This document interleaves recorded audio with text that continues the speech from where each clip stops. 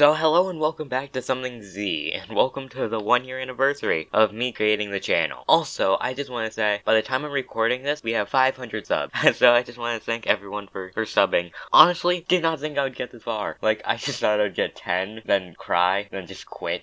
Anyways, for my 1 year anniversary, instead of just thanking you guys, I decided that I would ultimately embarrass myself. Like, why not? So, I decided that I would read my first ever what if, because unknown to a lot of people, my what if Naruto was not my first what if. I actually made another one. It was originally my hero one, but while I was recording it, I realized, oh wait, this is terrible. So I scrapped it and then waited a couple months, then tried again. So I thought, might as well read it. Oh god. So tell me if you enjoy it or not. I'm honestly thinking of maybe doing like a full series out of it, but in one video. So if people enjoy it, I would think about it some more. Anyways, let's jump into the video. So, hello and welcome to Something Z, and welcome to What If Deku had Sage Mode Part 1 of 1. Now let's get into the what if in 3, 2, 1. Hello and welcome to my first ever what if. It's me, Something Z. So we started off this what if thousands of years in the past of the My Hero Academia world. The shinobi world thrived just like in Boruto. And just like in Boruto, people stopped using their jutsus as much. And over the years, jutsus became forgotten to time, and their chakra remained. And the only things that stayed exactly the same are the frogs and snakes. Now we are seeing a quirkless 7-year-old Midoriya on a picnic with his parents. He is told to play in the woods for a bit and wait for them to prepare the tarp and food. He then walks through the woods till he eventually makes it to a lake. And he sees a frog on a rock, and he sees it shoot a stream of water. And amazed by the frog, he walks up to it and freaks out. The frog then sees him, and in response, it tries to back away. And once Izuku got too close, the frog tries to jump away. But no matter how far the frog leapt, Izuku would just follow after it. And after a while, the toad eventually says, "You really don't give up, do you?" Izuku, surprised that the toad talks, he asks. The frog replies, "My name is Gamma." And in Izuku fashion, Izuku mumbles to himself and he tries to ask a lot of questions, like, are you human? What's your quirk? How does it work? Gamma tries to answer all of Izuku's questions, and he decides to ask Izuku something. Hey kid, what is your quirk or power? This is stupid. That's absolutely stupid. Oh god. Oh fuck. The now saddened Izuku looks down and says, I don't have one. I'm quirkless. Gamma says, what would you do if you had power? Izuku immediately answered, I would become a hero that can save anyone with a smile on my face. The frogs then smiled as a young boy and said, if you want power, come back to the spot in a week, and I'll train you to become that hero. And Izuku hearing this nods his head, and after he did that, Izuku hurried back to the picnic, because he heard his mom shout for him. So now we cut to a week later. Izuku was able to come back here for a second picnic, and he ran to Gamma ready to train and become a hero. Gamma told Izuku to use special hand signs and words to do the summoning jutsu, which teleported him to a mysterious place Gamma told him was Mount Miyaboku, and he was taken to the Toad Sage Gamamaru, and he was told he would be taught the way of the Toad, and learn Toad Kata and Sage Mode. Izuku, wanting to hurry and train, asked, how can I come here to train? Gamamaru told him he would do the summoning jutsu and come here every day so he can hone his skills and become a Toad Sage. Then he told him that was enough for the day. Then he transported him back to the lake where he met Gamma. When he was able to access Sage Mode, he showed it to his mom, and he went to the quick registration, and he tells the doctor he is able to summon 2 different toads on one a smaller 4-foot tall toad named Gamahiro, and a giant one that's around 11 feet tall named Gamakin. Izuku can also walk on the walls in water and change his eyes, and when he does, it boosts his senses, speed, strength, and stamina, to the point where he can lift around 100 pounds easily. The doctors let Izuku name his quirk, and he calls it Toad Sage. And in this what if, Bakugo stops being mean to him, and he started to see him more as a friendly rival than a weakling. When the teacher asks the class what course they would want to take for high school, Deku raises his hand confidently, and he says he wants to go into UA. And unlike the original timeline, they don't laugh at him, and they actually believe that he was strong enough to have an actual chance to get in. Then the school bell rings, and Izuku walks home under a bridge. When he sees the sludge villain jump out of the sewers, then the sludge villain rushes at Izuku to try to get into Izuku's body. Then he summons Gamahiro, which tries to slash at the sludge villain as his sword is on his back, to no effect. So Gamahiro started to shoot out streams of water to let Izuku escape. But when Izuku is about to run, he sees All Might jump from the sewers and one-shot the villain. When Gamahiro gets the okay, he leaves in a puff of smoke. Then Izuku asks All Might for an autograph, and then All Might leave.